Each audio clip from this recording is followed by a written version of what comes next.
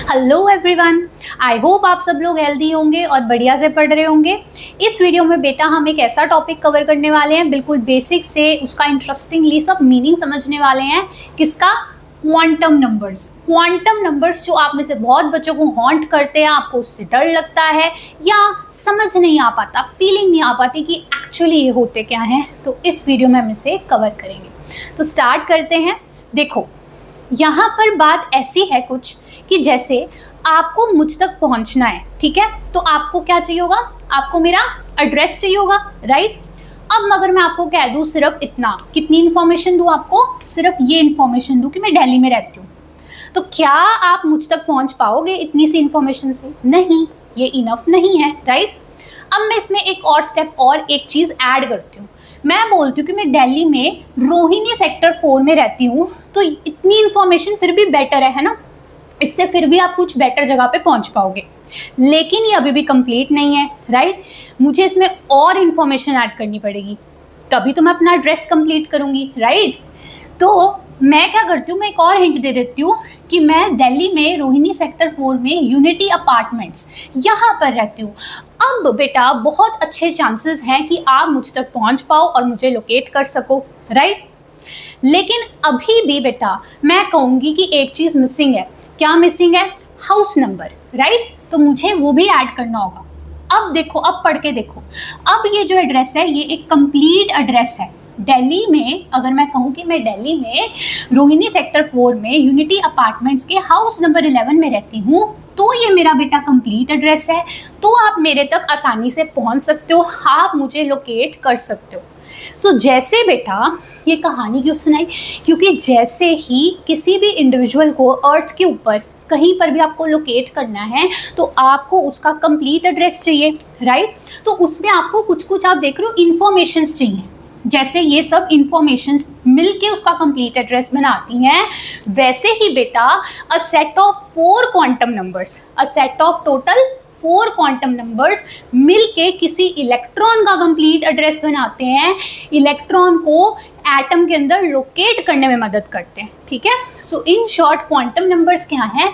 Quantum numbers जो होते हैं बेटा ये टोटल 4 होते हैं, 4 टाइप के होते हैं, हम सभी इसमें कवर करेंगे। और ये किसी भी एक इलेक्ट्रॉन को आपको किसी भी एक एटम के अंदर लोकेट करना है, तो आपको चारों के चारों क्वांटम नंबर्स डिफाइन करने होंगे। ऑल 4 आर नीडेड, ठीक है। ये 4 क्वांटम नंबर्स बेटा होते हैं N, L, M और S। इससे इनको रिप्रेजेंट किया जाता है, ठीक है। ये उनके सिंबल्स हैं, N, L, M, S, ये आपके 4 क्वांटम नंबर्स के सिंबल्स हैं, राइट। कोई दिक्कत नहीं आता। और जैसा मैंने एग्जांपल यहाँ पे एक ह्यूमन बीइंग के कंप्लीट एड्रेस का लिया है ना, तो वैसे अगर मैं इलेक्ट्रॉन की बात करूँ, उससे रिलेट करूँ, तो जैसे ये मैंने 4 इन्फॉर्मेशन दी है, यहाँ पर अगर मैं अपनी बात करूँ, मान लो मैं एक इलेक्ट्रॉन हूँ और ये मेरे 4 क्वांटम नंबर्स हैं, तो ये उनकी वैल्यूज़ हैं। N की वैल्यू है दिल्ली, L की वैल्यू है रोहिणी सेक्टर 4, M की वैल्यू है ये वाले अपार्टमेंट्स और S की वैल्यू है हाउस नंबर। तो ये 4 क्वांटम नंबर्स हैं मेरे, और इनकी कुछ कुछ वैल्यू ये जब मैं आपको प्रोवाइड कर दूं, तो आप मुझ तक पहुंच सकते हो, आप मेरे कंप्लीट एड्रेस से मुझे लोकेट कर सकते हो। बस वैसे ही बेटा इन 4 क्वांटम नंबर्स की कुछ कुछ वैल्यूज़ होती हैं इलेक्ट्रॉन के लिए, और हम उससे एक पर्टिकुलर इलेक्ट्रॉन को आइडेंटिफाई कर सकते हैं, लोकेट कर सकते हैं, डेजिग्नेट कर सकते हैं किसी एटम में, ठीक है। चलो एग्जाम्पल लेते हैं, ठीक है। एग्जाम्पल के तौर पे मैंने क्या किया, मैंने ना यहाँ पे ये 4 क्वांटम नंबर्स को बेटा इलेक्ट्रॉन के लिए, किसी एक इलेक्ट्रॉन के लिए वैल्यूज असाइन करती हैं। N को 3 है, L इक्वल्स टू 1 है, देखो M इक्वल्स टू 0 है और S इक्वल टू +½ है, ठीक है। ये एक एग्जाम्पल लिया आपने, और इन वैल्यूज से हम क्या करेंगे, जैसे मैंने कहा हम इलेक्ट्रॉन तक पहुँचेंगे। हम कोशिश करते हैं पहुँचने की कि कौन से इलेक्ट्रॉन की बात हो रही है। मैंने स्टार्ट में एग्जांपल ले लिया, बट घबराओ मत, आपको मैं बेसिक से सारे मीनिंग समझाऊंगी इस वीडियो में, ठीक है। बेटा मैंने ना एक पहले चैनल पे शॉर्ट्स बनाए थे, जहां मैंने आपको शेल, सब शेल, ऑर्बिटल, इनका क्लियर डिफरेंस समझाया था, क्लियर पिक्चर बताई थी। इस लिंक पर क्लिक करके आप उसको रेफर कर सकते हो, डीपली वहाँ पे अच्छे से समझ सकते हो, ठीक है। कुछ ऐसी ही पिक्चर होती है जो मैंने बनाई है। जैसे बेटा ये n इक्वल्स टू 1 2 3 है जो मैंने यहाँ पे ये ड्रॉ किया है ना, ये जो लाइंस हैं ये क्या हैं, ये एनर्जी लेवल्स हैं, डिफरेंट एनर्जी लेवल्स हैं किसी एटम में, N1 N2 N3 बढ़ते जा रहे हैं, इन्फिनिटी तक होते हैं। और इन्हें ही बेटा, इन एनर्जी लेवल्स को आप क्या बोलते हो, आप बोलते हो शेल्स। सो ये एक शेल है, ये एक शेल है, ये दूसरा शेल है, तीसरा शेल है, शेल वर्ड यूज करते हो तो ना। n=3 जो है एक पर्टिकुलर शेल है, ठीक है, क्लियर है, कोई दिक्कत नहीं आता। अब इस शेल के अंदर क्या होता है, इस शेल के अंदर फर्दर, जैसे ये जो थर्ड शेल है ना, ये फर्दर स्प्लिट हुआ है, देखो ये एक शेल था लेकिन ये 3 हिस्सों में स्प्लिट हो गया, 1 2 और 3, ये 3 लाइंस। तो एक शेल जो फर्दर डिवाइड हो जाता है उससे क्या बनते हैं हमारे पास, उससे बनते हैं बेटा हमारे पास सब शेल, सब शेल, ठीक है ना। शेल का फर्दर डिवीजन होता है, जैसे n=3 शेल है, ये डिवाइड होके ये 3 सब शेल्स दे रहा है, ठीक है। सो शेल के बाद आता है सब शेल, और सब शेल के अंदर क्या होता है, हर सब शेल के अंदर बेटा, जैसे यहाँ पे 3 सब शेल है, ये जो मैंने यहाँ पे डिब्बे दिखाए हैं, ये जो डिब्बे हैं ये हैं ऑर्बिटल्स, यही तो हैं आपकी क्या, ये हैं आपकी ऑर्बिटल्स। सो मतलब हर सब शेल के अंदर कुछ कुछ ऑर्बिटल्स होती हैं, ठीक है। इसके अंदर 1 है, इसमें 3 है, इसमें 5 है, ये क्या है, ऑर्बिटल्स। तो यहाँ तक तो हमें पिक्चर अगेन रिवाइज हो गई, ठीक है, कि सबसे पहले शेल आता है, शेल डिवाइड होके सब शेल्स में स्प्लिट करता है, और हर सब शेल के अंदर होती हैं सर्टेन नंबर ऑफ ऑर्बिटल्स, और इन्हीं ऑर्बिटल्स में बेटा प्रेजेंट होते हैं आपके इलेक्ट्रॉन, जिन्हें हम यहाँ पे लोकेट कर रहे हैं, राइट, जिनको हम यहाँ पे लोकेट कर रहे हैं through quantum numbers, through these quantum numbers. तो अभी सबसे पहले ये समझो कि यहाँ पे देखो, मैं आपको क्वांटम नंबर्स के थ्रू बताती हूँ, ठीक है। ये जो बेटा n, जैसे यहाँ पे है ना, जो शेल, शेल के लिए क्वांटम नंबर होता है n, शेल हमारे क्वांटम नंबर n हमें बताता है शेल, और ये जो l क्वांटम नंबर होता है ये हमें बताता है सब शेल, जो m होता है ये हमें बताता है फर्दर कौन सी ऑर्बिटल है, और s के बारे में हम बाद में बात करेंगे, ठीक है, समझ में आया। मैं इनको डिटेल में बताऊंगी, बट अभी just to give you the exact picture, right. देखो n, ये जो क्वांटम नंबर्स हैं हमें क्या क्या बता रहे हैं, n बताता है कि कौन सा शेल है, l बताता है कि उस शेल के अंदर कौन से सब शेल में है, और m बताता है कि उस सब शेल के अंदर पर्टिकुलरली कौन सी ऑर्बिटल में है आपका इलेक्ट्रॉन, ओके। तो इन्हीं वैल्यूज के बेसिस पे बेटा हमने देखा कि n की वैल्यू 3 है, सो थर्ड शेल, ठीक है, l की वैल्यू 1 है। अब ये जो एक n=3 शेल है ना, 3 सब शेल्स है ना, इनके लिए बेटा ये s, p और d सब शेल्स हैं, उनके नाम है, ठीक है, और हर सब शेल की जो है क्या, अलग अलग l वैल्यू होती है, जैसे ये है l=0, ये है l=1 और ये है l=2। सो l=1 मेरे को बता रहा है कि हम इस सब शेल की बात कर रहे हैं, that is the p subshell जिसका l=1 है, ठीक है। सो थर्ड शेल के अंदर, सबसे पहले हमने देखा कौन से शेल में है, थर्ड शेल में है जी इलेक्ट्रॉन, ठीक है। फिर हमने देखा भी थर्ड शेल के अंदर अब 3 सब शेल हैं, कौन से सब शेल में है बेटा, l=1 वाले, यानी कि ये p सब शेल में है इलेक्ट्रॉन, ठीक है। 2 लेवल्स कंप्लीट हो गए, ये और ये। नेक्स्ट बोलता है m=0, तो बेटा p सब शेल में आप देखो 1 2 3, ये 3 ऑर्बिटल्स हैं, ये 3 कमरे हैं, राइट, ये 3 डिब्बे हैं, ये तीनों क्या है, 3 ऑर्बिटल्स हैं। बेसिकली क्या है, ये px py pz, ये 3 ऑर्बिटल्स हैं p की, px py pz, the 3 type of p orbitals जो इस p सब शेल के अंदर है, ठीक है। अब इनकी ही बेटा ना अलग अलग m वैल्यूज होती हैं। एक पता क्या होती है, जैसे एक की वैल्यू है +1, दूसरे की वैल्यू है -1 और एक की वैल्यू है 0, 3 है ना, इनकी वैल्यूज हैं, इनकी m वैल्यूज हैं +1 -1 0। तो यहाँ पर स्पेसिफिकली, अब उस पर मत जाओ किसकी क्या वैल्यू है, ठीक है, यहाँ पर स्पेसिफिकली m=0 की बात की गई है। m=0 ये हमें प्रैक्टिस से कुछ रूल से पता रहता है कि ये ना pz ऑर्बिटल के लिए होती है।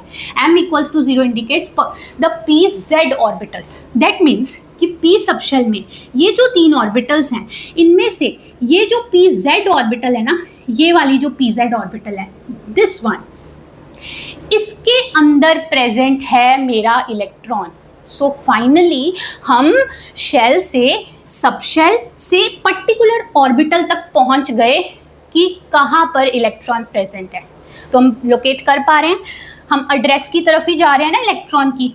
सो इन 3 क्वांटम नंबर्स की मदद से यानी कि n, l और m से हम एक पर्टिकुलर शेल के पर्टिकुलर सबशेल की पर्टिकुलर ऑर्बिटल तक पहुंच जाते हैं कि यान जी ये जो मेरा इलेक्ट्रॉन जिसकी मैं बात कर रही हूँ वो इलेक्ट्रॉन इस ऑर्बिटल में है, इस डिब्बे के अंदर बंद है। क्लियर? अब बात करते हैं द 4th क्वांटम नंबर कि यार मैम यहाँ तक तो पहुंच ही गए हैं, तो फिर इसकी क्या नीड है? ये s इक्वल्स टू +½ इसका क्या सिग्निफिकेंस है ना? इसका सिग्निफिकेंस क्या है? ये है इलेक्ट्रॉन की स्पिन। इसके बारे में आपको अच्छे से समझना, आप इस लिंक पे क्लिक कर सकते हो। अगेन शॉर्ट्स है एक चैनल पे जहाँ पे मैंने स्पिन क्वांटम नंबर के बारे में बताया है, ठीक है? तो बेसिकली क्या होता है, इस डिब्बे के अंदर, इस ऑर्बिटल के अंदर जो इलेक्ट्रॉन है ना, वो 2 तरह से हो सकता है, 2 तरह की स्टेट्स या 2 तरह की सिचुएशंस में हो सकता है। क्या? या तो वो इलेक्ट्रॉन अपने एक्सिस के अबाउट क्या कर सकता है, गोल गोल क्लॉकवाइज घूम सकता है, या वो इलेक्ट्रॉन अपने एक्सिस के अबाउट उस डिब्बे में रहते हुए ही, उस ऑर्बिटल में रहते हुए ही एंटी क्लॉकवाइज गोल गोल घूम सकता है। दैट मीन्स उस इलेक्ट्रॉन के पास 2 ऑप्शंस हैं, या क्लॉकवाइज घूमेगा या एंटी क्लॉकवाइज। इसे बोलते हैं 2 तरह की स्पिन्स। तो s की ना 2 वैल्यूज होती हैं, +½ -½ +½ जो है दैट इज क्लॉकवाइज स्पिन और वो ऐसे शो किया जाता है। -½ जो है that is anti clockwise spin और उस इलेक्ट्रॉन को बेटा ऐसे शो किया जाता है। So this is just the representation, meaning वही है जो मैंने आपको बताया। तो यहाँ s इक्वल्स टू +½ का मतलब है, +½ का मतलब है कि वो क्लॉकवाइज रोटेट करेगा, ठीक है, क्लॉकवाइज स्पिन करेगा और उसका सिंबल होता है ये। दैट मीन्स इस ऑर्बिटल के अंदर जो इलेक्ट्रॉन प्रेजेंट है वो पर्टिकुलरली इस तरह की, इस स्टेट में प्रेजेंट है, इस तरह से प्रेजेंट है। ये सिंबल से अपवर्ड हाफ एरो लगा दो। तो this is the exact address, मतलब जो स्पिन क्वांटम नंबर है ना, उससे ही जो है कंप्लीट होता है इलेक्ट्रॉन का एड्रेस इनसाइड एन एटम, ठीक है? उसी से कंप्लीट होता है इलेक्ट्रॉन का एड्रेस। सो इसकी भी नीड है, क्योंकि उस ऑर्बिटल में वो इलेक्ट्रॉन 2 तरह की सिचुएशंस में हो सकता है, लेकिन एग्जैक्टली वो किस स्पिन की स्टेट में है, क्या वो ऐसे घूम रहा है या वो ऐसे घूम रहा है, जिसके मैंने 2 तरह के सिंबल बताए, वो भी इंपॉर्टेंट है जानना, ठीक है? सो इस वजह से टोटल हमें कितने लगे, 4 क्वांटम नंबर्स, n, फिर l, फिर ये m ने बताया कि ये ऑर्बिटल में है, और फिर s। सो दीज 4 क्वांटम, इसीलिए बोलते हैं कि set of 4 quantum numbers makes complete address of electron. ये चाहिए होता है आपको एक इलेक्ट्रॉन को आइडेंटिफाई करने के लिए या लोकेट करने के लिए किसी भी एटम में उस तक पहुंचने के लिए, ठीक है? पहले बात करते हैं अपने फर्स्ट, जो सबसे पहला क्वांटम नंबर है, that is principal quantum number, जिसका सिंबल है n। सो n क्या होता है? n होता है प्रिंसिपल क्वांटम नंबर। प्रिंसिपल इस तरह से नाम आया कि सबसे पहला जो फर्स्ट मेन क्वांटम नंबर है वो n है। और जैसा अभी हमने एग्जांपल में देखा, n हमें क्या बताता है, n की जो वैल्यू होती है, जैसे n इक्वल्स टू 3 थी अभी एग्जांपल में, तो वो बता रहा था कि इलेक्ट्रॉन 3rd शेल में है या 3rd एनर्जी लेवल में है, तो वो हमें शेल की वैल्यू बताता है, right? So it takes us to the shell where the electron is, कि एटम में कौन से शेल में यानी कौन से एनर्जी लेवल में है, ठीक है, इलेक्ट्रॉन, वो हमें बताता है आपका प्रिंसिपल क्वांटम नंबर। सबसे पहले शेल ही तो आता है, तो principal, the first quantum number and tells you about shell, ठीक है? और ये बेटा क्वांटम नंबर जो है बोहर के मॉडल में ही आया था। सो वी से it is given by the scientist bore, ठीक है? अब यहाँ पे जो मैंने जितने पॉइंट्स लिखे, अगर आपको शॉर्ट नोट्स बनाने हैं तो आप भी इस टाइप से पॉइंट्स लिख के शॉर्ट नोट्स बना सकते हो, ठीक है? इट टेल्स अबाउट, हम यहाँ पे मैंने 3 बेसिकली इंफॉर्मेशंस लिखी हैं, name, size and energy of the shell. भी जिस शेल के अंदर इलेक्ट्रॉन है उसके बारे में, मतलब इस n का सिग्निफिकेंस क्या है, वो हमें उस शेल का नेम बताता है, उसका साइज के बारे में इंफॉर्मेशन देता है और उस शेल की एनर्जी के बारे में भी बताता है। कैसे, आओ इसे समझते हैं। देखो n की जो वैल्यूज हैं, इस क्वांटम नंबर n की जो वैल्यूज है ना, हर क्वांटम नंबर की ना वैल्यूज कुछ पर्टिकुलर ही हो सकती हैं। देखो जो क्वांटम वर्ड है ना, उसका मीनिंग क्या है, वो आया क्वांटाइज्ड से। क्वांटाइज्ड होने का मतलब होता है जैसे क्वांटिटी क्या होता है, फिक्स्ड वैल्यू, है ना। तो ये चीज़ होती है क्वांटम केमिस्ट्री की, वही कुछ ऐसे नंबर्स होते हैं जैसे क्वांटम नंबर्स हैं, इनकी ना कुछ डेफिनेट वैल्यूज ही हो सकती हैं। They can only take up certain fixed definite values, ऐसे कुछ भी मन से हम उसको वैल्यू नहीं दे सकते, ठीक है। तो इसीलिए हर क्वांटम नंबर की कुछ सर्टन, कुछ फिक्स्ड, कुछ डेफिनेट वैल्यूज होती हैं। तो जो n होता है ना, उसकी वैल्यूज ऐसे होती है, 1 से स्टार्ट करके 1 2 3 4 ऐसे सो ऑन होती है अप टिल इन्फिनिटी। कि मतलब है कि किसी भी एटम में first, second, third, fourth energy level या शेल होते हैं, बढ़ते जाते हैं और इन्फिनिटी तक शेल्स होते हैं। यही इसका मीनिंग है, ठीक है। तो ये एन की जैसे जैसे आप डिफरेंट वैल्यूज लिखते हो ना, वैसे वैसे उन शेल्स का आप नेम भी लिख सकते हो, जो आप सबने पढ़ा है पहले छोटी क्लासेस में, ये पढ़ते हैं ना KLMN शेल्स, है ना। तो वही जो शेल्स के नेम्स होते हैं ना, KLMN शेल्स, यही अलग अलग n की वैल्यूज के लिए, कि मतलब जैसे कि n इक्वल्स टू 1 जो है वो K शेल है, n इक्वल्स टू 2 जो शेल है उसको L शेल भी बोला जाता है। सो वही आ गया ना, नेम ऑफ द शेल हमें दे रहा है n की वैल्यूज, लाइक दिस, ठीक है, क्लियर। फिर बात आई है साइज, मतलब शेल या एनर्जी लेवल का जो साइज है उसके बारे में हमें n कैसे इंफॉर्मेशन देता है, या वो जो साइज है शेल का वो n के ऊपर कैसे डिपेंड करता है। तो बेसिकली एक फॉर्मूला है, फॉर्मूला ये है R is equal to n² upon z into 0.529 angstrom units. ये R क्या है आपको पता है, जो सारे शेल्स होते हैं, ऑर्बिट्स भी बोलते हो इनको, सर्कुलर होते हैं, राइट। सो इनका क्या होगा, सर्कल के जैसे कुछ रेडियस होगा, तो ये R वही है शेल का या ऑर्बिट का रेडियस। तो जो रेडियस है दैट मीन्स कि जो उस शेल का या ऑर्बिट के साइज का इंडिकेटर है, उसका साइज है, उसका ये फॉर्मूला। और फॉर्मूले में आप देख सकते हो एंगस्ट्रॉम तो उसके यूनिट्स हो गए, ये छोटे से लेंथ के यूनिट्स एंगस्ट्रॉम, उसमें है ये 0.529 जो वैल्यू आई है बेटा, ये आपका ना 0.529 एंगस्ट्रॉम, ये होता है बोहर्स रेडियस। ये क्या होता है एक्चुअली, हाइड्रोजन एटम का जो फर्स्ट शेल होता है ना, n इक्वल्स टू 1, उसका रेडियस, उसकी वैल्यू होती है इतनी। सो उसके मल्टीपल्स, उसके टाइम्स ये फैक्टर, ठीक है, दैट इज कि किसी भी पर्टिकुलर शेल का आप R फाइंड कर सकते हो। अब यहाँ से देखो, Z हो गया एटॉमिक नंबर उस पर्टिकुलर एटम का, ठीक है, क्लियर है। ये फॉर्मूले से आप ये देखो कि किसी भी शेल का जो रेडियस है R, यानी कि जो उसका साइज है बेटा, वो प्रिंसिपल क्वांटम नंबर n के ऊपर डिपेंड कर रहा है। कैसे, डायरेक्टली प्रोपोर्शनल टू n², यानी कि R और n डायरेक्टली प्रोपोर्शनल है। इसका मतलब जैसे जैसे n की वैल्यू बढ़ती जाएगी, हम K से L से M से N शेल की तरफ जाएंगे, या कह लो फर्स्ट से सेकंड से थर्ड फोर्थ एनर्जी लेवल तक जाएंगे, वैसे वैसे ही जो उस शेल की रेडियस है ना, यानी कि उस पर्टिकुलर एनर्जी लेवल का जो साइज है वो भी बढ़ता जाएगा, because they both are from this formula directly proportional, ठीक है। अब बात आ जाती है एनर्जी पे, एनर्जी ऑफ द शेल, कि वो कैसे n के ऊपर डिपेंड करती है। उसका भी फॉर्मूला है, एनर्जी जो होती है किसी भी लेवल की, उसका ये फॉर्मूला होता है, आपने पढ़ा होगा, -13.6 into Z² upon n² electron volts, ये हो गए एनर्जी के यूनिट्स, ठीक है। तो यहाँ से आप देखो, यहाँ पे आप देख रहे हो ये n आ रहा है ना, तो यहाँ से इस फॉर्मूले से दिख रहा है कि एनर्जी जो है n पे डिपेंड करती है फर्स्ट ऑफ ऑल। अब कैसी डिपेंडेंस है, कैसी डिपेंडेंस है, यहाँ से ना पहली नज़र से देखने पे आपको लगेगा कि एनर्जी जो है वो प्रिंसिपल क्वांटम नंबर के इन्वर्सली प्रोपोर्शनल है, डिनोमिनेटर में है ना, तो इन्वर्सली प्रोपोर्शनल है। लेकिन ऐसा नहीं होता, एनर्जी प्रिंसिपल क्वांटम नंबर के डायरेक्टली प्रोपोर्शनल है। क्यों, क्योंकि इस फॉर्मूले में यहाँ पर एक माइनस साइन है ना, माइनस साइन है।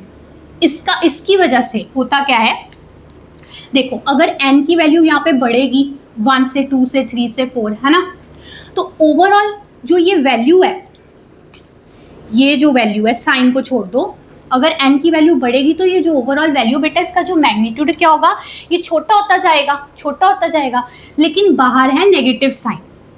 और आपको पता है कि माइनस में, नेगेटिव में अगर कोई वैल्यू, जैसे ये पूरी वैल्यू है ना, इसको नाम दे दो x, ठीक है, मतलब ये है n की वैल्यू बढ़ेगी तो ये x की जो ओवरऑल वैल्यू है छोटी होती जाएगी, लेकिन बाहर माइनस साइन है। अब देखो, अगर नेगेटिव में कोई बड़ी वैल्यू होती है, जैसे -10 और -2 को कंपेयर करो, यहाँ पे 10 आ जाए या 2 आ जाए, कंपेयर करो, जैसे -10 को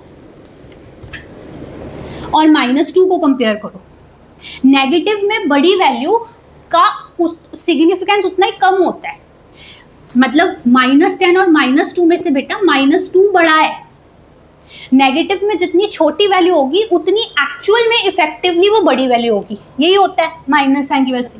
सो वही हो रहा है, जब n की वैल्यू बढ़ेगी तो ये जो ओवरऑल वैल्यू है जिसमें मैंने x बोला है, ये क्या होगी, कम होगी, छोटी होगी, और बाहर माइनस साइन है। नेगेटिव में जितनी छोटी वैल्यू होती है, जैसे ये -2, वो उतनी बड़ी होती है एक्चुअल में, -2 -10 से जैसे कि बड़ा है वैसे, ठीक है। सो दैट मीन्स n की वैल्यू बढ़ने से ओवरऑल वैल्यू मैं देखूं साइन के साथ, ठीक है, तो वो एक्चुअल में बढ़ ही रही है। सो n की वैल्यू बढ़ रही है तो ये वैल्यू जो है एनर्जी की वो भी बढ़ रही है। सो एनर्जी और एनर्जी और प्रिंसिपल क्वांटम नंबर जो होता है, energy of a shell and principal quantum number, they are directly proportional, okay, due to this negative sign in formula. I hope it is clear.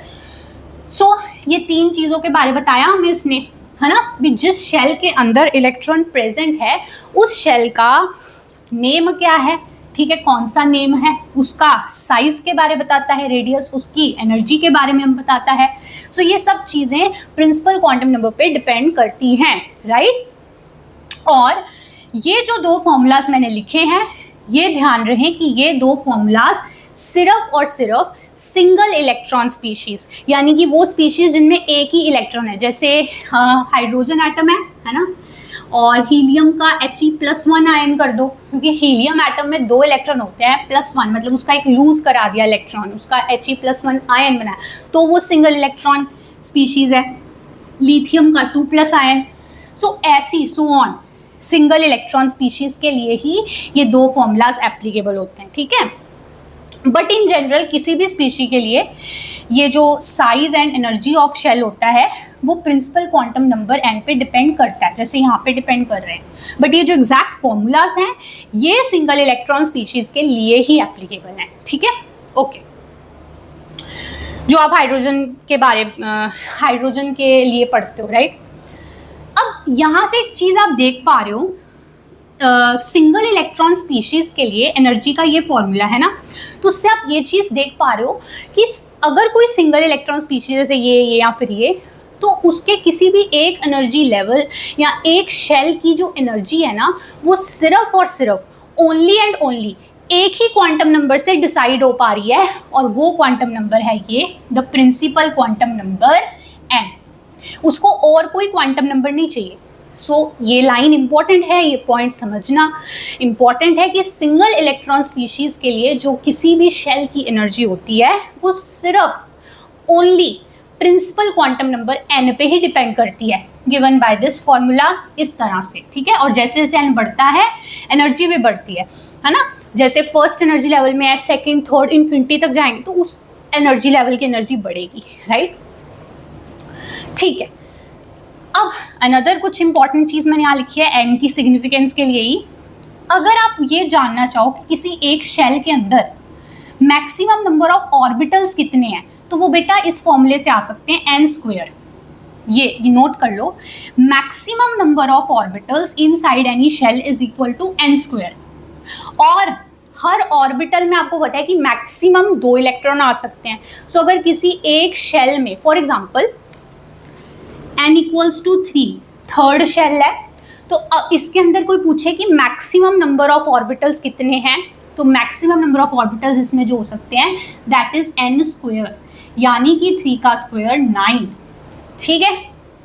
अब third shell में अगर 9 orbitals हैं, हर orbital में maximum 2 electrons आ सकते हैं, तो अगर कोई ये पूछे कि maximum number of electrons in any shell, जैसे इस वाले में इलेक्ट्रॉन्स का मैक्सिमम नंबर बताओ, तो फॉर्मूला है ये 2n², है ना। n² को 2 से मल्टीप्लाई किया, ये 2 कहाँ से आया भाई, n² नंबर ऑफ ऑर्बिटल्स है और हर ऑर्बिटल में 2 इलेक्ट्रॉन आ सकते हैं। सो हमने 2 को n, तो यहाँ से 2 आया, 2 इंटू एन स्क्वायर, ठीक है। तो वो थर्ड एनर्जी लेवल या थर्ड शेल के लिए क्या होगा, मतलब थर्ड शेल के लिए आपसे कोई पूछ रहा है कि मैक्सिमम नंबर ऑफ ऑर्बिटल्स क्या हैं, तो आपने कर दिया एन स्क्वायर, दैट इज 9। अब कोई पूछ रहा है मैक्सिमम नंबर ऑफ इलेक्ट्रॉन्स बताओ, तो वो हो जाएगा 2n स्क्वायर, ठीक है, दैट इज बेसिकली 2 इंटू 3 का square, that is 2 into 9, that is 18, ठीक है। और यहीं पर एक और टर्म डिफाइन करूंगी, डीजेनरेसी। डीजेनरेसी किसी भी शेल की, हम बात कर रहे हैं शेल की, तो किसी शेल की डीजेनरेसी का मतलब है कि उस शेल के अंदर सेम एनर्जी की कितनी ऑर्बिटल्स हैं। उसमें देखो मैक्सिमम नंबर ऑफ ऑर्बिटल्स जो हैं किसी भी शेल में वो तो n स्क्वायर है, जैसे n इक्वल्स टू 3 हो तो 3 स्क्वायर 9 ऑर्बिटल्स हैं थर्ड शेल के अंदर। इसका ये मतलब ऑर्बिटल्स कोई सी भी हो उस पर मत जाओ भी, टोटल नंबर कितना उनका 9, ठीक है। लेकिन अब इन 9 ऑर्बिटल्स में से सेम एनर्जी वाली ऑर्बिटल्स कितनी है, दैट इज कॉल्ड डीजेनरेसी, कि कितनी ऑर्बिटल्स ऐसी हैं नंबर में जिनका एनर्जी सेम है, that are called degenerate orbitals, ठीक है।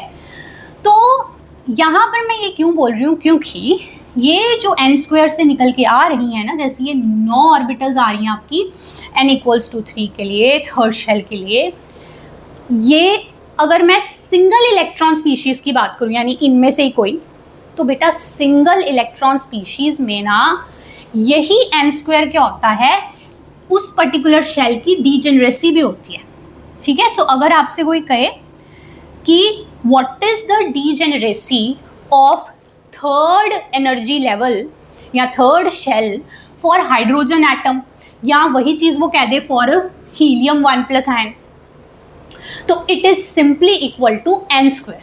तो यही जो n स्क्वायर होता है सिंगल इलेक्ट्रॉन स्पीशीज के लिए उनकी शेल की डीजेनरेसी भी देता है, ठीक है। सो जैसे अगर कोई कहे कि हाइड्रोजन एटम की थर्ड शेल की डीजेनरेसी बताओ, तो आप सिंपली कुछ नहीं करोगे, आप क्या कर दोगे, n स्क्वायर कर दोगे। सो आप लिख दोगे 9 आंसर, 9 डीजेनरेसी है हाइड्रोजन एटम के थर्ड शेल की। सेकेंड शेल की कितनी है, तो अगेन आप n स्क्वायर कर दोगे, 2 का square for the second shell, n equals to 2 का स्क्वायर यानी 4।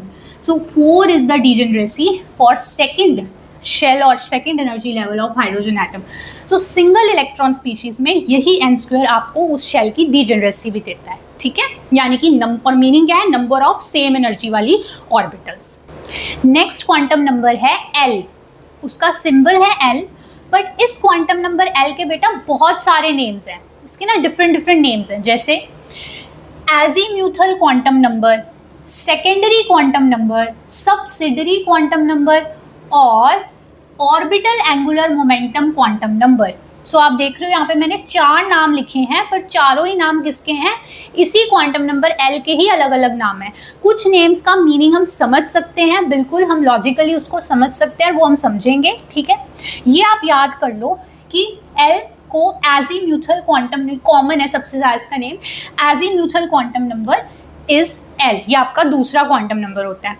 अब ये जो नाम है ना बेटा, जैसे सेकेंडरी क्वांटम नंबर या सब्सिडरी, ये इसलिए पढ़ा क्योंकि जैसे अभी हमने एग्जांपल में देखा था स्टार्ट में कि n इक्वल्स टू 3 के अंदर L इक्वल्स टू 1 की बात हो रही थी, तो क्या था वो कि जैसे थर्ड शेल के अंदर L इक्वल्स टू 1 वाला सबशेल, मतलब कि P सबशेल, है ना, हम P सबशेल तक पहुंचे थे, यानी कि जो L की वैल्यू होती है, जो इस क्वांटम नंबर की वैल्यू होती है ना, वो हमें कहाँ तक लेके जाती है, वो हमें बेटा लेवल 2 पे लेके जाती है, यानी कि शेल आपका लेवल 1 है, उसके बाद लेवल 2 क्या होता है, सबशेल, है ना। सबशेल जो है वो शेल के बाद आता है, राइट। इसी वजह से इसको बोला गया सेकेंडरी, कि जो N है, जो हमने पहले पढ़ा N, वो आपका प्रिंसिपल क्वांटम नंबर है, प्रिंसिपल वो पहला क्वांटम नंबर है, ठीक है, क्योंकि वो शेल के बारे में बता रहे हैं। लेकिन जो L है वो आपको सबशेल के बारे में बता रहा है ना, इस वजह से वो आपका सेकेंडरी या सब्सिडरी क्वांटम नंबर है, समझे, क्लियर है, ठीक है। फिर ये जो नाम है orbital angular momentum quantum number, इसके बारे में आपको क्लियरली बताऊंगी, इसको अच्छे से समझेंगे, ठीक है। सो स्टार्ट करते हैं अगेन, कुछ शॉर्ट नोट्स, कुछ इंपॉर्टेंट पॉइंट्स, L की सिग्निफिकेंस। तो देखो the azimuthal quantum number L बेटा ये हमें सबशेल तक लेकर जाता है ना, takes us to the subshell कि जिसके अंदर इलेक्ट्रॉन है, कि एक शेल के अंदर पर्टिकुलरली कौन से सबशेल में इलेक्ट्रॉन है, वो सबशेल के बारे में हमें L बताता है, ठीक है। इसीलिए इसको सेकेंडरी या सब्सिडरी क्वांटम नंबर भी बोलते हैं। बात आती है इसके वैल्यूज की, तो बेटा जो L की वैल्यूज है ना वो N पे डिपेंड करती हैं, और कैसी होती हैं, जैसे मैंने कहा हर क्वांटम नंबर की कुछ फिक्स्ड डेफिनेट वैल्यूज होती हैं। तो बेटा L की जो वैल्यूज होती हैं वो स्टार्ट करती हैं 0 से और जाती हैं अप टू n-1, मतलब जो भी n की वैल्यू है ना उससे एक कम वैल्यू तक रहेगी। n की वैल्यूज क्या आती, 1 2 3 so on up till infinity, है ना। सो अगर आप कोई भी उठा लो, जैसे आप उठा लो n = 4, तो इसके लिए जो L की वैल्यूज होंगी वो स्टार्ट करेंगी 0 से। L की वैल्यूज क्या होंगी, 0 1 2 और 3। सो टोटल वैल्यूज जो होती हैं L की हमेशा वो n के बराबर होती हैं, यानी कि अगर n = 4 है तो टोटल 4 ही आपके पास L की वैल्यूज आएंगी, ठीक है।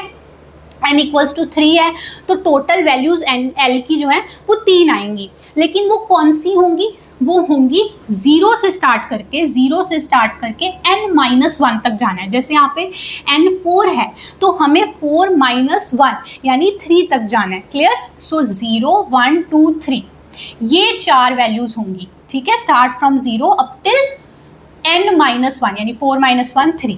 तो इस तरह से L की वैल्यूज जो होती हैं वो 0 से n-1 तक होती है। वेरी इंपॉर्टेंट पॉइंट है, हमेशा आपको ये तो आपको माइंड में फिक्स ही कर लेना है, ठीक है।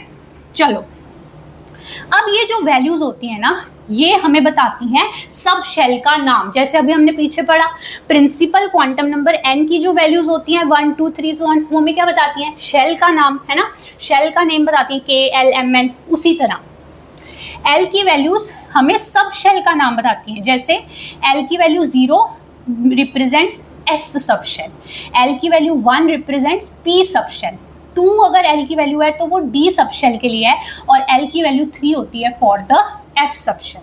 सो ये S P D F जो हैं ये सब शेल्स के नेम हैं, ठीक है, और हर सबशेल के कॉरेस्पॉन्डिंग L की एक पर्टिकुलर वैल्यू है।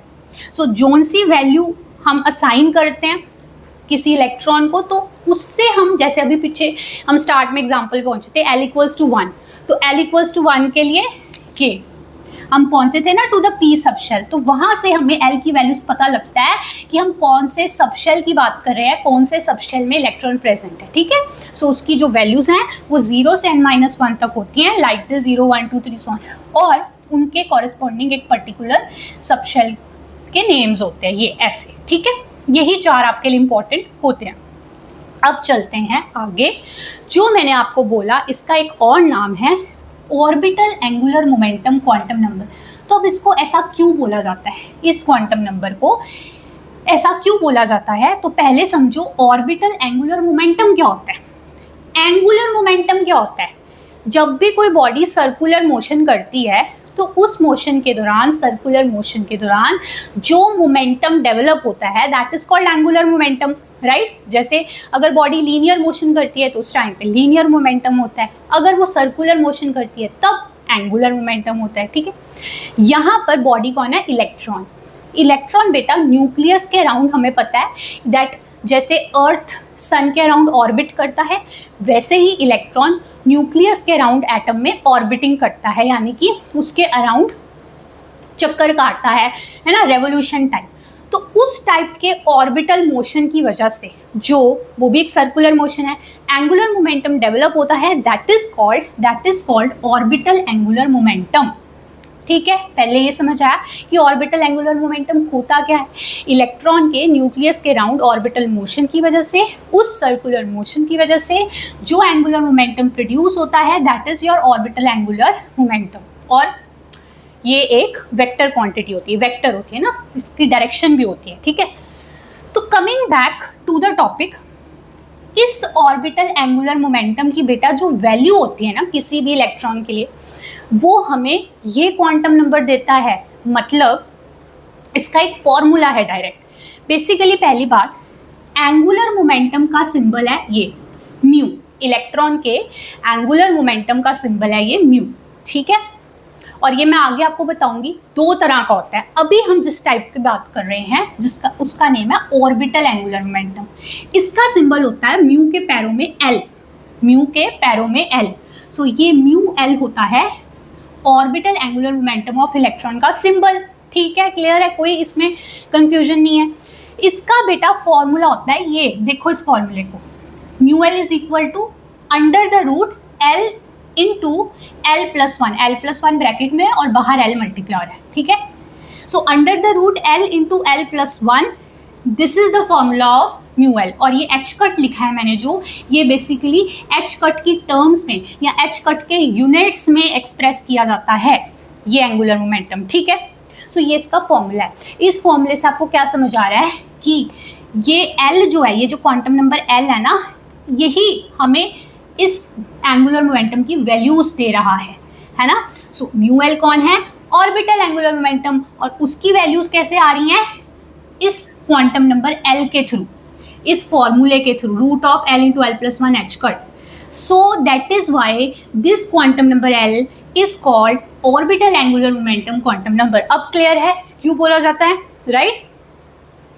फॉर एग्जाम्पल जैसे पी ऑर्बिटल है, जैसे पी सबशेल है, सॉरी, पी सबशेल के लिए एल की वैल्यू क्या है? 1। तो यहाँ पर 1 लगा दो into 1 plus 1, that is what? 1 into 2, that is under the root 2 h cut. ये मेरे पास आ गया पी सबशेल के लिए orbital angular momentum. Mu l की value for the p subshell is under root 2 h cut. इस टाइप से एस पी डी एफ सभी सबशेल्स की अपनी अपनी ये वैल्यू होती है। ठीक है, सो ये एक बात हो गई।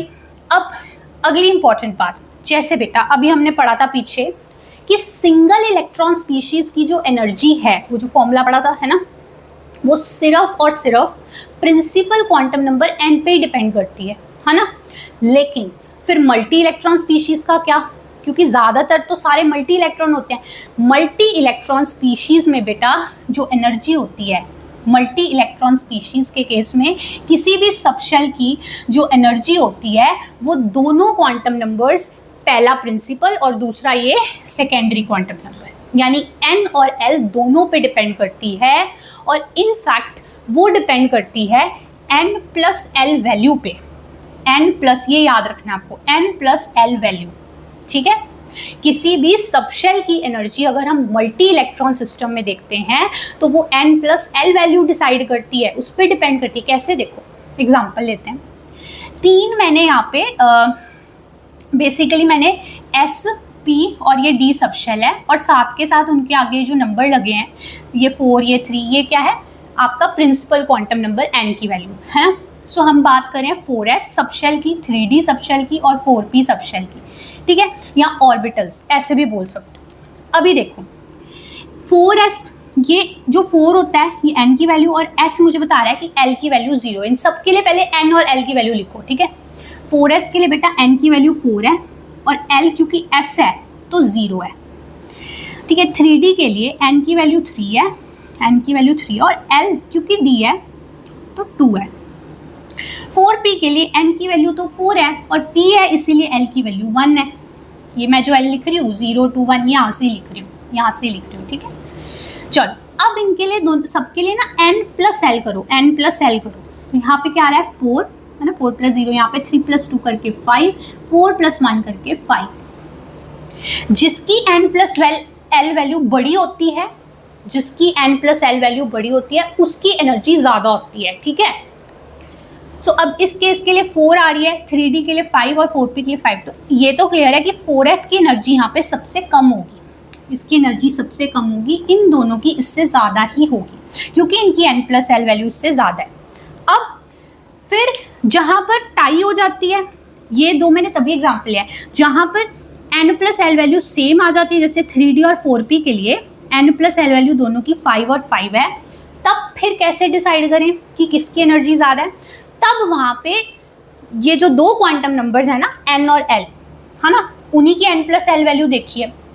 तब वहाँ पे n और l में से जो प्रिंसिपल क्वांटम नंबर n है उसका डोमिनेंट वहाँ पे डोमिनेंस आ जाती है, उसको देखा जाता है, ठीक है, वो बाजी मारता है। भाई इन दोनों में आपको देखना है कि अगर इनकी n+l सेम है, जैसे यहाँ पे 5 तो आपको देखना है कि n किसका बड़ा है, प्रिंसिपल क्वांटम नंबर n किसका बड़ा है। तो बेटा 3d और 4p में से 3 और 4 में से 4 बड़ा है। So principal quantum number n जो है वो इसका बड़ा है 4 और इसका है 3। सो इसकी एनर्जी ज़्यादा होगी, 4p की एनर्जी 3d से ज़्यादा होगी, ठीक है। तो इस तरह से आप देख पा रहे हो, मेन बात बताने वाली ये है कि जब हम मल्टी इलेक्ट्रॉन स्पीशीज में आ जाएं, वहां पे आप एनर्जी देखते हो तो वो एनर्जी दोनों पे डिपेंड करेगी, n पे भी और l पे भी, ठीक है। चलो नेक्स्ट पॉइंट ये है, अगर आपके पास 2 या 3 सबशेल्स हैं जिनकी l की वैल्यू तो सेम है बट उनकी n की वैल्यू डिफरेंट है, तब वहां पर उनके हम बात करें शेप और साइज की, ठीक है। तो उनके शेप और साइज के बारे कुछ जरूरी बात, जैसे देखो if you have subshells with the same l value, मतलब ये एजीम्यूथल क्वांटम नंबर l की वैल्यू उनकी सेम है but principal quantum number n की वैल्यू डिफरेंट है, उस केस में आप देखोगे कि उनकी शेप सेम होगी लेकिन साइज डिफरेंट होगा। कैसे, क्यों, देखो जैसे ये 2s और 1s, तो क्योंकि दोनों s हैं तो दोनों की l वैल्यू तो 0 है। सो दोनों ही की दोनों जो सबशेल्स हैं, इन दोनों की जो l वैल्यू वो सेम है, l इक्वल्स टू 0 है। तो इस वजह से उनकी शेप सेम होगी, क्योंकि ये भी एक s सबशेल और ये भी s सबशेल है, और s सबशेल की शेप होती है स्फेरिकल, उसमें जो ऑर्बिटल होती है ना s सबशेल में, वो स्फेरिकल शेप की होती है। सो ये भी स्फेरिकल है, ये भी स्फेरिकल है, so they have the same shape, लेकिन साइज डिफरेंट होगा, क्योंकि अभी हमने पढ़ा था कि जो प्रिंसिपल क्वांटम नंबर n होता है ना, वो साइज बताता है ना। सो अगर ये 2s है और ये 1s है, तो 2s जो है वो 1s से क्या होगा, 2s 1s से बड़ा होगा। So this will be the order of size. So इनकी शेप दोनों की स्फेरिकल है, पर 2s और 1s साइज का डिफरेंस है। यहाँ पे आ जाओ, अब हम अगर p सबशेल में बात करें तो तीनों की p की l की वैल्यू तो 1 ही होनी है, तो तीनों सेम l वाले हैं, सो उनकी शेप सेम होगी। 4p हो भले 3p हो भले 2p हो, सारी जो सबशेल्स हैं इनकी अंदर जो ऑर्बिटल्स हैं वो ऐसे डम्बेल शेप होती है, तो शेप तो सेम है पर साइज अलग होगा। 4p बड़ा होगा 3p से, 3p बड़ा होगा 2p से, क्योंकि इसका प्रिंसिपल क्वांटम नंबर 4 है, इसका 3 है, इसका 2 है। सो n वैल्यू जिसकी बड़ी उसका साइज बड़ा, ठीक है। सो ये कुछ एडिशनल इंफॉर्मेशन थी। अब हम चलते हैं अपने third quantum number, magnetic quantum number m। तो इसका नाम मैग्नेटिक क्वांटम नंबर क्यों पड़ा, आओ इसको समझते हैं। देखो आपको पता है कि इलेक्ट्रॉन जो एटम है उसके अंदर इलेक्ट्रॉन्स एक एनर्जी लेवल से दूसरे एनर्जी लेवल में मूव करते हैं, है ना, एक से दूसरे पे, लोअर से हायर पे जंप कर सकते हैं, उन्हें हम कहते हैं इलेक्ट्रॉनिक ट्रांजिशंस। और उन्हीं को स्टडी करते हैं हम जब तो वो लाइंस आती हैं जिसका स्पेक्ट्रम बनता है, एटॉमिक स्पेक्ट्रम, है ना, तो वहाँ पे हम स्पेक्ट्रल लाइन स्टडी करते हैं। इन्हीं इलेक्ट्रॉनिक ट्रांजिशंस की वजह से वो लाइंस आती हैं। तो अगर आप सपोज करो जस्ट कि अगर मैं ये बोलूँ कि जो इलेक्ट्रॉन है वो फर्स्ट एनर्जी लेवल से सेकंड एनर्जी लेवल पे जंप कर रहा है, मतलब इलेक्ट्रॉन यहाँ था वो जंप करके यहाँ चला गया। सो जो ट्रांजिशन हो रही है फर्स्ट से सेकंड एनर्जी लेवल या फर्स्ट n=1 से n=2 शेल तक हो रही है ना। ये हमने बहुत ब्रॉडली ऊपर से शेल के लेवल पे बात कर ली कि जैसे k शेल से l शेल में जा रहा है ना, n=1 से n=2 में जा रहा है। तो इसकी वजह से एक पर्टिकुलर लाइन आएगी स्पेक्ट्रम में जब उसको स्टडी करेंगे। जैसे हार्ट की ईसीजी होती है, ग्राफ बनता है, तो वहाँ जो लाइंस आती हैं उन्हें स्टडी करते हैं। इलेक्ट्रॉन्स की ये जो मूवमेंट है ट्रांजिशन, वो भी लाइंस की फॉर्म में स्टडी होती है। स्पेसिफिकली मैं आपको कहूँ तो ये एग्जांपल ले लो कि वो फर्स्ट जो एनर्जी लेवल था, फर्स्ट जो शेल था, उसके एक्चुअली एस सब शेल से सेकेंड शेल के पी सब शेल पे गया है। मतलब इस शेल के अंदर पर्टिकुलरली वो 1s से लेके 2p तक गया इलेक्ट्रॉन, लाइक दिस, ये ट्रांजिशन है, ठीक है। तो उसकी भी एक लाइन आनी चाहिए सिंपली, है ना, 1s इस सब शेल से इस सब शेल तक गया है। यहाँ पे हमने शेल लेवल पे बात की, यहाँ पे मैं सब शेल लेवल पे बात कर रही हूँ टू बी मोर प्रिसाइज। तो वो एक ट्रांजिशन हो रही है और उसकी एक लाइन आनी चाहिए। बट ये चीज़ होती है, लेकिन ये चीज़ ये एक सिंगल लाइन तब आती है जब यहाँ पे कोई मैग्नेटिक फील्ड ना लगाई गई, मतलब मैग्नेटिक फील्ड ज़ीरो है, बाहर कोई मैग्नेट्स नहीं लगाए गए। लेकिन अगर इसी सिस्टम को, इसी एटम को क्या कर दिया जाए, मैग्नेट्स के अंडर रखा जाए, मैग्नेटिक फील्ड लगाई जाए, तब क्या ऑब्जर्व किया जाता है, तब ये ऑब्जर्व किया गया एक लाइन की बजाय, स्पेक्ट्रम में ना एक लाइन की बजाय 3 लाइंस देखी गई। यानी कि 3 तरह की इलेक्ट्रॉनिक ट्रांजिशंस हो रही हैं, 3 तरह की मूवमेंट्स हो रही हैं, जंप्स हो रहे हैं। तो वो कैसे, वो इसलिए क्योंकि देखो ये जो एस सबशेल है, ठीक है, मैग्नेटिक फील्ड लगाने के बाद वो ऐसा ही रहा, देखो ऐसे एज इट इज रहा, इसमें कोई चेंज नहीं आया। लेकिन अगर आप ध्यान से देखो तो जो पी सबशेल था ना, वो यहाँ पे मैंने क्या किया है ना, यहाँ पे मान लो कि मैग्नेटिक फील्ड जो है वो ज़ीरो नहीं है, मैग्नेटिक फील्ड कुछ लगाई गई है, मैग्नेट्स में, इस सिस्टम को मैग्नेट्स में रखा गया। तो एस सबशेल तो एज इट इज रहा, लेकिन पी सबशेल पे देखो तो वो 3 हिस्सों में स्प्लिट हो गया है, 3 पार्ट्स में स्प्लिट हो गया है ना। तो एक लेवल था, अब वो 3 लेवल्स में डिवाइड हो गया। तो अब जो इलेक्ट्रॉन है ना, वो समझो कि इलेक्ट्रॉन जो यहाँ मौजूद है वो इस लेवल पे भी जा सकता है, वो इस लेवल पे भी जा सकता है, और वो इस पे भी जा सकता है। पहले उस इलेक्ट्रॉन के पास एक ही ऑप्शन थी, यहाँ से यहाँ जाना है, क्योंकि वहाँ एक ही लेवल मौजूद था। लेकिन अब वो जो पी सबशेल है वो 3 पार्ट्स में डिवाइड हो गया, वहाँ 3 लेवल्स क्रिएट हो गए। अब ये इलेक्ट्रॉन के पास 3 ऑप्शन है, वो यहाँ से यहाँ जा सकता है, यहाँ से यहाँ जा सकता है, या फिर यहाँ से यहाँ जा सकता है, ठीक है। इन तीन तो बेसिकली जो इलेक्ट्रॉन की ट्रांजिशन है, वो जम्प्स है, वो 3 तरह हो सकते हैं। इस वजह से स्पेक्ट्रम में एक की बजाय यहाँ पर क्या हो रहा था, एक ही लाइन दिख रही, पर इस केस में 3 लाइन्स दिखी। इसको कहते हैं, एक्चुअली इसी को कहते हैं जो आप पढ़ते हो ज़ीमैन इफेक्ट। ज़ीमैन इफेक्ट पढ़ते हो, क्या होता है कि अगर कोई स्पेक्ट्रल लाइन मैग्नेटिक फील्ड लगाने के बाद काफ़ी सारी क्लोजली स्पेस्ड लाइंस में स्प्लिट हो जाती है, ठीक है, तब उसे बोलते हैं ज़ीमैन इफेक्ट। तो ये ज़ीमैन इफेक्ट ऑब्जर्व किया गया था एटॉमिक स्पेक्ट्रम में, और ये देखा गया था कि ऐसे हुआ। इसको एक्सप्लेन करता है आपका ये वाला क्वांटम नंबर m, इसीलिए उसका नाम मैग्नेटिक क्वांटम नंबर पड़ा, क्योंकि मैग्नेटिक फील्ड की प्रेजेंस में ये चीज़ जो ऑब्जर्व हुई उसे इसने आके एक्सप्लेन किया। कैसे एक्सप्लेन किया, ऐसे देखो, ये सबशेल था पी सबशेल, और यहाँ पे जो मैंने 3 ड्रॉ किए हैं ना, अगर आप देखो मैंने क्या लिखा है, 2p का मैंने लिख दिया 2px, 2py, 2pz। तो ये px, py और pz लिख दिया मैंने। ये क्या होती हैं, अभी हमने जो स्टार्टिंग में पढ़ा, ये होती हैं the 3 different types of orbitals जो कि पी सबशेल में प्रेजेंट होती हैं। तो हो ये रहा है कि जो पी सबशेल है, मैग्नेटिक फील्ड की प्रेजेंस में क्या हो रहा है, एक्चुअल में यही था कि पहले ये जो तीनों ऑर्बिटल्स थी ना, 2px, 2py और 2pz, वो सेम लेवल पे मौजूद थी, उनकी एनर्जी सेम थी। लेकिन जैसे ही बाहर से एक एक्सटर्नल फैक्टर लगाया गया मैग्नेटिक फील्ड का, तो तीनों की एनर्जी जो है वो अलग अलग हो गई। जब वो पहले सेम एनर्जी लेवल पे थी, तो हम बोल सकते हैं कि तीनों जो थी वो डीजेनरेट ऑर्बिटल्स थी, यानी कि सेम एनर्जी की ऑर्बिटल्स थी। जैसे ही बाहर से मैग्नेटिक फील्ड लगी, उनकी एनर्जी डिफरेंट हो गई, एक ऊपर चली गई, किधर आ गई, किधर, सो वो अलग अलग लेवल्स बन गए, ठीक है। ये तीनों ऑर्बिटल्स की डीजेनरेसी डिस्ट्रॉय हो गई, उनकी एनर्जीज अब डिफरेंट हो गई हैं, तो 3 लेवल्स क्रिएट हो गए हैं। यहाँ से उनको पता लगा साइंटिस्ट को कि एक शेल के अंदर जैसे सबशेल होता है, वैसे एक सबशेल के अंदर अलग अलग ऑर्बिटल्स मौजूद होती हैं, और उन्हीं ऑर्बिटल्स के बारे बताता है हमें magnetic quantum number m। So magnetic field के अंदर ये चीज़ पता लगी, डिस्कवर हुई, इस वजह से इसका नाम पड़ गया मैग्नेटिक क्वांटम नंबर। पर ये होता क्या है, ये हमें सिग्निफिकेंस बताता क्या है, जैसे अभी हमने देखा था एग्जाम्पल में, m की वैल्यू 3 थी, l की वैल्यू 1 थी, वहाँ से हम 3p तक पहुँच गए थे। पर्टिकुलरली अब p सबशेल में कौन सी ऑर्बिटल में इलेक्ट्रॉन है, it takes us to the orbital where electron is, ठीक है, कि एक सबशेल के अंदर जितनी भी ऑर्बिटल्स है उसमें पर्टिकुलरली कौन सी ऑर्बिटल में है, वो है हमें m की वैल्यू बताती है। जैसे वहाँ m की वैल्यू 0 थी, तो वो पर्टिकुलरली pz ऑर्बिटल थी, ठीक है। तो ये है एड्रेस में तीसरी, एड्रेस ऑफ इलेक्ट्रॉन में तीसरी इंपॉर्टेंट चीज़।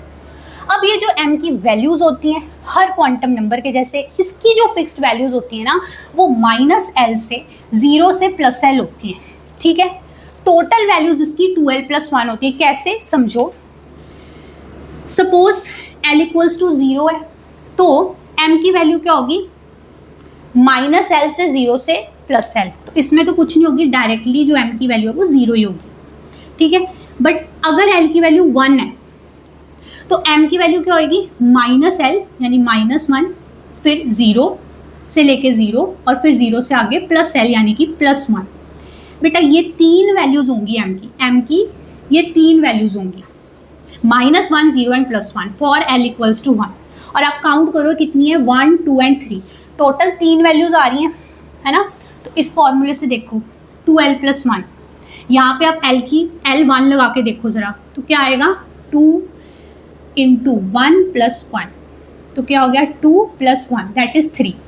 यही मैंने आपको कहा कि किसी भी गिवन l वैल्यू के लिए m की टोटल वैल्यूज कितनी होती है, 2l+1, ठीक है। जैसे l1 है तो 2l+1 करके देखो 3 आता है। सो आप देख भी सकते हो यहाँ पे 3 ही वैल्यूज आ रही है m की, ठीक है। अब चलते हैं l, जैसे l2 है आपका, सपोज l क्या है, 2 है, तो फिर m क्या होगा, m होगा बेटा, m will be like, m की वैल्यूज होंगी लाइक -2, -1, 0, +1, +2। ये पैटर्न में जो हमने लिखा है ना, -l से 0 से +l जाना है एक एक यूनिट में, -2, -1, 0, +1, +2। टोटल देखो यहाँ पे 5 वैल्यूज आ रही हैं m की, ठीक है। 2l+1 में आप l की वैल्यू 2 लगा के देखो, 5 ही आता है। सो टोटल m वैल्यूज की होती हैं 2l+1, और होती क्या है, -l से 0 से +1 लाइक दिस, ठीक है। इसका मतलब क्या है, जितनी m की वैल्यूज होती है ना, उतनी ही ऑर्बिटल्स होती हैं किसी भी सबशेल के अंदर, ठीक है। जैसे l इक्वल्स टू 0 का मतलब आपका क्या है, s सबशेल। s सबशेल में आप देखो m की सिर्फ एक ही वैल्यू है, m0, तो दैट मीन्स s सबशेल में सिर्फ एक ही ऑर्बिटल होती है। और ऐसे ही देखो p सबशेल है, l equals to 1 p subshell होता है, उसमें m की कितनी वैल्यूज आ रही हैं, 3 आ रही हैं, तो इसीलिए बोलते हैं ना p सबशेल में 3 ऑर्बिटल्स होती हैं, 3 p ऑर्बिटल्स होती हैं, ठीक है। l इक्वल्स टू 2 मतलब d सबशेल, इसमें आ रही हैं 5 वैल्यूज m की, तो इसका मतलब d सबशेल के अंदर 5 ऑर्बिटल्स होती हैं। सो जितनी m की वैल्यूज होती हैं उतनी ही टोटल ऑर्बिटल्स होती हैं किसी सबशेल में, और पर्टिकुलरली एक पर्टिकुलर m की जो वैल्यू होती है वो हमें एक पर्टिकुलर ऑर्बिटल के बारे बताती है। जैसे L2 में यानी d सबशेल में m की 5 वैल्यूज हैं, तो 5 ऑर्बिटल्स हैं, 5 d ऑर्बिटल्स हैं, उनके अलग अलग नाम है, dx² - y², dz², dxy, dyz, dxz, ठीक है। अब इसमें अगर मैं बात करूँ, इसमें पर्टिकुलरली जिसमें m की वैल्यू 0 है ना, कि हर एक वैल्यू जो है वो एक पर्टिकुलर ऑर्बिटल के बारे में बताएगी। जैसे ये वाली वैल्यू बता रही है dz² orbital, so that's the point, ठीक है, कि एक सबशेल में पर्टिकुलरली कौन से ऑर्बिटल तक पहुंचना है वो हमें m पहुंचाता है। अब ये देख लो, टोटल नंबर ऑफ ऑर्बिटल्स किसी भी सबशेल में कितनी होंगी, 2l+1। यही मैंने आपको भी बताया ना इस एग्जांपल के थ्रू, कि भाई जितनी टोटल वैल्यूज होंगी ना m की, उतनी ही टोटल ऑर्बिटल्स होंगी किसी भी सबशेल में। और एक सबशेल के अंदर बेटा जितनी टोटल ऑर्बिटल्स होती है उसको ऐसे भी बोलते हैं वो उतने फोल्ड डीजेनरेट है, या वो उसकी डीजेनरेसी है। जैसे यहीं पर p सबशेल में बेटा 3 ऑर्बिटल्स थी, 3 p ऑर्बिटल्स थी, है ना। इस सबशेल में 3 ऑर्बिटल्स थी, तो इसकी डीजेनरेसी कितनी थी, 3। So it was 3-fold degenerate. So you can also call this as the degeneracy of a subshell 2l+1, कि भाई उसमें कितनी ऑर्बिटल्स हैं सेम एनर्जी की। जब तक वो एक सबशेल में रहती हैं, कोई बाहर से कोई इन्फ्लुएंस नहीं लगता, मैग्नेटिक फील्ड वगैरह, उन सभी ऑर्बिटल्स की एनर्जी सेम होती है, तो वो डीजेनरेट ऑर्बिटल्स होती हैं। और उस सबशेल की डीजेनरेसी आप बोल सकते हो कितनी होती है, 2l+1। भाई जितनी m की वैल्यूज होंगी, क्योंकि हर m की वैल्यू आपको एक ऑर्बिटल बता रही है। तो बेटा अगर किसी सबशेल में टोटल जो ऑर्बिटल्स हैं, टोटल नंबर ऑफ ऑर्बिटल्स वो 2l+1 है, तो अब आप सोच के देखो किसी सबशेल में मैक्सिमम नंबर ऑफ इलेक्ट्रॉन्स कितने आ सकते हैं, कितने आ सकते हैं। हर ऑर्बिटल में 2 इलेक्ट्रॉन आते हैं और ऑर्बिटल्स का नंबर 2l+1 है, तो मैक्सिमम नंबर ऑफ इलेक्ट्रॉन्स जो किसी सबशेल में आ सकते हैं वो ये होंगे 2 × 2l+1, ठीक है। जैसे अगर बात करें अगर हम बात करते हैं पी सबशेल की, तो पी सबशेल के लिए एल की वैल्यू होती है 1, है ना। तो इसकी अंदर जो मैं बोलूँ कि टोटल नंबर ऑफ ऑर्बिटल्स कितनी है, तो वो आएंगी 2l+1 से, 2l+1 that is equal to 2 × 1+1 जो भी हमने किया भी था, 3+1 2+1 3, ठीक है।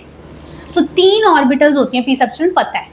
अब कोई कहे मैक्सिमम नंबर ऑफ इलेक्ट्रॉन्स कितने आ सकते हैं पी सबशेल में, तो दैट विल बी 2 × 3 = 6, क्योंकि हर ऑर्बिटल में आते हैं 2, 2l+1 ऑर्बिटल्स हैं, मल्टीप्लाई बाय 2 कर दो, maximum number of electrons in a subshell. Clear. अब बढ़ते हैं हम स्पिन क्वांटम नंबर s की। जैसे हमने एग्जांपल में भी देखा था कि एक पर्टिकुलर ऑर्बिटल के अंदर वहाँ तक हम पहुँच गए कि इलेक्ट्रॉन कौन से शेल के, कौन से सबशेल के, कौन से ऑर्बिटल में है, ये तो हमें n, l और m ने बता दिया। लेकिन अब उस ऑर्बिटल के अंदर वो जो इलेक्ट्रॉन प्रेजेंट है वो कैसे डांस कर रहा है, क्या वो अपने एक्सिस के अबाउट जो रोटेशन कर रहा है वो क्लॉकवाइज कर रहा है या एंटी क्लॉकवाइज कर रहा है, वो जो स्पिन स्टेट है वो हमें बताती है कौन, spin quantum number s। Actually देखो, 2 ही पॉसिबल केसेस हो सकते हैं इलेक्ट्रॉन के स्पिन मोशन के, यानी कि rotation about its own axis. वो कैसे कर सकता है, या तो क्लॉकवाइज या फिर एंटी क्लॉकवाइज। और इन्हीं 2 केसेस के लिए जो स्पिन क्वांटम नंबर s है उसकी 2 पॉसिबल वैल्यूज हैं। सो इसकी 2 ही वैल्यूज होती हैं और ये किसी पे डिपेंड नहीं करती। जैसे हमने देखा ना, l की कितनी वैल्यूज हो सकती हैं, वो 0 से n-1 तक होती है। सो जो n की वैल्यू है उसके बेसिस पे l की वैल्यू निकालोगे, राइट। उसी तरह m की वैल्यूज -l से 0 से +l होती हैं और वो 2l+1 होती हैं टोटल। तो जो l की वैल्यू है उसके बेसिस पे आप m की वैल्यू निकालोगे। लेकिन ये जो क्वांटम नंबर है s, ये किसी पे डिपेंड नहीं करता, इसकी फिक्स है, सीधा सा केस है कि इसकी 2 ही पॉसिबल वैल्यूज होती हैं, वो होती हैं +½ और -½ अगर इलेक्ट्रॉन क्लॉकवाइज घूम रहा है तो उसका s, उसका जो स्पिन क्वांटम नंबर है s, वो +½ होगा, और अगर वो एंटी क्लॉकवाइज घूम रहा है तो उसका s जो है वो -½ होगा। और इन 2 तरह के इलेक्ट्रॉन्स को सिंबल के साथ रिप्रेजेंट करने के लिए हमने इस टाइप के एरोज इन्वेंट कर लिए। देखो, ये फुल एरो होता है और ये होता है हाफ एरो। हाफ एरो ऊपर की तरफ पॉइंट कर रहा है तो क्लॉकवाइज, और हाफ एरो नीचे की तरफ पॉइंट कर रहा है लाइक दिस, तो एंटी क्लॉकवाइज, ठीक है। सो ये क्लॉकवाइज और ये एंटी क्लॉकवाइज घूम रहा इलेक्ट्रॉन है और कुछ नहीं है, ठीक है। मतलब this is for s is equal to +½ and this one is for s is equal to -½ ठीक है। बस इतनी सी बात होती है। सो मतलब कंप्लीट एड्रेस ऑफ इलेक्ट्रॉन जानने के लिए हमें फाइनली ये भी जानना होता है कि वो कौन सी स्पिन स्टेट में है। हम ये तो पता लगा लिया कि वो फाइनली कौन सी ऑर्बिटल के अंदर है, ठीक है, कमरे के अंदर है, बट उस कमरे में वो डांस कैसे कर रहा है, ऐसे या ऐसे, वो भी इंक्लूड करना पड़ता है। फिर हमें पता लगता है कि हम कौन से इलेक्ट्रॉन की बात कर रहे हैं। एक्चुअली ऐसा क्यों होता है, क्योंकि बेटा किसी भी एक ऑर्बिटल के अंदर ना, जैसे हम बोलते हैं कि मैक्सिमम 2 ही इलेक्ट्रॉन आ सकते हैं, वो जो 2 इलेक्ट्रॉन होते हैं ना, वो ये होते हैं ऑपोजिट स्पिन वाले, एक ऐसा और एक ऐसा, ठीक है। किसी भी इलेक्ट्रॉन में जब 2 ऑर्बिटल में 2 इलेक्ट्रॉन आते हैं, वो कभी भी ऐसे नहीं आते सेम स्पिन वाले लाइक दिस एंड दिस, ये नहीं पॉसिबल। और ये बात हमें पॉली ने बताई थी, साइंटिस्ट पॉली ने, जो आप पढ़ते हो पॉलीज एक्सक्लूजन प्रिंसिपल, उन्होंने बताया था कि किसी एक ऑर्बिटल के अंदर जब भी 2 इलेक्ट्रॉन आते हैं तो वो ऐसे ऑपोजिट स्पिन वाले आते हैं, ठीक है। और पॉलीज एक्सक्लूजन प्रिंसिपल एक्चुअली उसका जो स्टेटमेंट है, उसका मीनिंग है, सिग्निफिकेंस, वो समझना है तो इस लिंक पे क्लिक करके आप ये शॉर्ट्स देख सकते हो। और साथ ही साथ स्पिन क्वांटम नंबर के ऊपर भी एक शॉर्ट्स है, आप उसे भी रेफर कर सकते हो। The link will be pasted here, ठीक है। द थिंग इज कि अब एक ऑर्बिटल में बेटा जो 2 इलेक्ट्रॉन आते हैं, एक ऐसे और एक ऐसे, मतलब एक ऐसे घूम रहा होता है और एक ऐसे घूम रहा होता है। तो जब मुझे किसी इलेक्ट्रॉन को लोकेट करना है ना, तो मुझे ये भी तो बताना पड़ेगा कि वो कौन सी स्पिन स्टेट में है, ठीक है। जैसे मान लो अगर ये जो ऑर्बिटल डब्बा बनाया मैंने 3pz ऑर्बिटल है, जैसे हमने एग्जांपल लिया था ना, n = 3, l = 1 एंड m = 0। ये 3 क्वांटम नंबरों से मैं यहाँ तक पहुँच गई कि 3pz orbital, 3rd energy level में p सबशेल में pz ऑर्बिटल, यहाँ तक मैं पहुँच गई थी इस डिब्बे तक। लेकिन अब उस डिब्बे के अंदर 2 तरह के इलेक्ट्रॉन हो सकते हैं ना, एक ऐसे वाला और एक ऐसे वाला, तो मैं किस वाले इलेक्ट्रॉन तक पहुंचना चाहती हूँ, किसकी बात कर रही हूँ, वो बताने के लिए मुझे क्या बताना होगा, उसकी स्पिन स्टेट की s की वैल्यू क्या है। अब इसके साथ बेटा अगर मैं s प्लस हाफ लगा दूं तो मैं बेटा इस इलेक्ट्रॉन की बात कर रही हूँ, इस इलेक्ट्रॉन की। लेकिन अगर मैं s माइनस हाफ लगा दूं, बाकी सब सेम है ना, ये तीनों वैल्यू सेम और s माइनस, तो मैं इस इलेक्ट्रॉन की बात कर रही हूँ। That is why complete address इन चारों से बनता है, फोर्थ वाला स्पिन भी इंक्लूड करना पड़ता है, ठीक है। इसके अलावा स्पिन क्वांटम नंबर की एक और सिग्निफिकेंस है कि ये तुम्हें एक और टाइप का एंगुलर मोमेंटम जो है वो निकाल के देता है। देखो अभी मैंने जो एंगुलर मोमेंटम बताया था वो कौन सा था, इलेक्ट्रॉन न्यूक्लियस के अराउंड ऑर्बिट कर रहा है, तो उस सर्कुलर मोशन से ऑर्बिटल एंगुलर मोमेंटम आ रहा है। वो कौन दे रहा था आपको, आपका एजीमुथल क्वांटम नंबर L दे रहा था, और फॉर्मूला क्या था, यही था ना, म्यू एल उसका सिंबल है, root of L into L+1 H cut. बस सेम उसी तरह का फॉर्मूला है एक और एंगुलर मोमेंटम। देखो अब इलेक्ट्रॉन एक तो ये मोशन कर रहा है न्यूक्लियस के अराउंड, इसके अलावा इलेक्ट्रॉन बेटा स्पिन मोशन भी तो कर रहा है, ये वाला स्पिन मोशन अपने एक्सिस के अबाउट गोल गोल घूम रहा है, क्लॉकवाइज या एंटी क्लॉकवाइज। तो वो जो स्पिन मोशन है, वो जो सर्कुलर मोशन है, उसकी वजह से जो एंगुलर मोमेंटम म्यू निकल के आ रहा है, that is called spin angular momentum. Spin angular momentum, symbol mu के पैरों में s डाल दिया, ठीक है। ये वैल्यू म्यू एस की हमें कौन देता है, s, the spin quantum number s। इससे बनता है फॉर्मूला, फॉर्मूला सेम है, रूट ऑफ यहाँ पे s into S+1 H cut units पे, ठीक है। सो स्पिन क्वांटम नंबर s जो है वो हमें इसकी वैल्यू देता है स्पिन एंगुलर मोमेंटम की, ये भी उसका सिग्निफिकेंस है।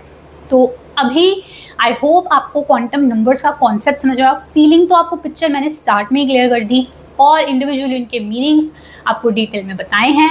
इसके अलावा हम एक और वीडियो लेकर आएंगे जहाँ पर हम क्वेश्चंस करेंगे, जो कुछ इंपॉर्टेंट टाइप के क्वेश्चंस होते हैं जो क्वांटम नंबर्स के बेसिस पे आपसे डायरेक्टली पूछे जाते हैं, वेरी स्कोरिंग होते हैं। सो उन पर चलेंगे। Till then, thanks for watching, happy learning and all the best.